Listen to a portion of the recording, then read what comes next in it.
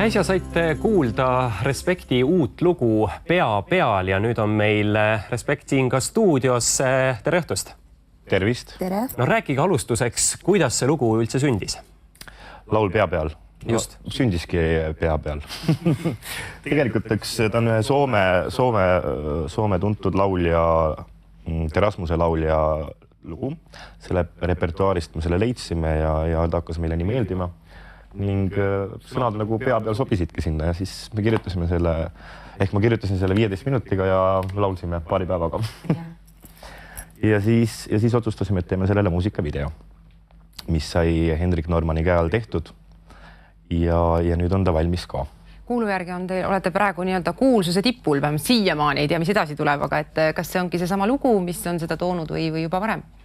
No ma arvan, et 8 aastat nagu raua tagumist on selle olukorra nii kaugele viinud nagu praegu.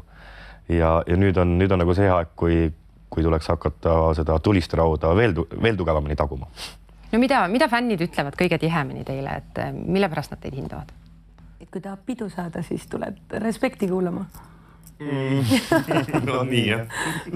Mina olen kuulnud. No hinnatakse ka laule ja kõige rohkem tegelikult on sõnad, mida enamjaolt kõik on Gerdo ise teinud. Ja. Enamus laulude sõnad. Et inimesed laulavad siis kaasa ka? Oo jaa, seda on hea kuulda. Vahest saame viilida, et... Siis kui hääled on ära, siis inimestel kaasa laulda. Ja laulavad ilusti kaasa. Aga no suvi on kõikidel esinejatel teada tihe aeg, et palju teil siin suvel esinemisi on, kus teid kuulda saab lähiajal? Nüüd see nädalavahetus näiteks reedesel päeval oleme, Võhma linnapäevad on. Siis on veel pulmad. Pulmad on veel... Ja laupäeval oleme Seto jaanidel. Aga esinemisi on meil iga nädalavahetus. Terve aasta on täis. Siin alguses sai juba mainitud muusikavideo ja ma olen näinud täna Hendrik Normani siin kaameraga, mis on olnud üllatuslik, tavaliselt teatrilavadel ta ju on. Kuidas see koostöö alguses sai? Kas tema tuli teie juurde ettepanekuga, et mul on kaamera ja teen teist video või kuidas see sündis? Hendrikuga tutvumine oli meil juba tegelikult 6 aastat tagasi, kui me teed nagu ristusid ja peale seda on tekkinud meil väga meeldiv sõprussuhe. Ja Hendrik on nagu väga palju suunanud ja aidanud Respekti. Ning siis me hakkasime nagu muusikavideosid tootma. Kuna tegelikult Hendriku südamesoov on ka tegelikult režissöörina tööd teha, siis ta nagu tegelebki sellega. Ja ta väga hästi teeb neid muusikavideosi. No tegelikult on karm ka. No ja piitsa saame ka. Aga samas... Rita on nutta ka saanud kõvasti. Aga samas tänu temale on meil siuke väike hasart sisse tekkinud. Tahakski neid muusikavideosi teha. Ja tuli siuke näitlejapisik tuli sisse ja selles ka siis miks Hendrik meil järgi siin käib, et on plaan teha järgmine aasta. Millal see ilmuma pidi nüüd? Kevadel. Tuleb Respektis selline dokumentaalne mängufilm siis.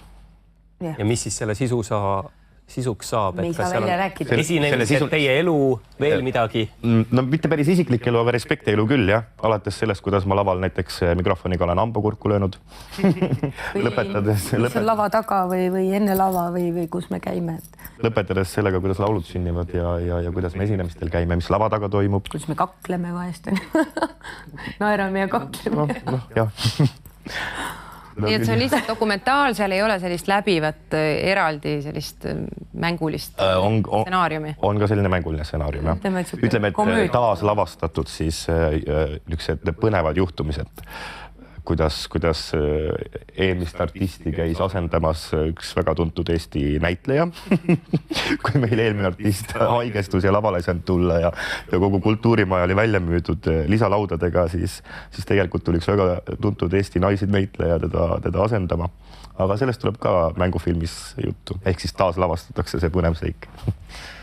Suur aitäh, Gerdo ja Rita ja ansambel Respekt. Aitäh kutsumast. Aitäh.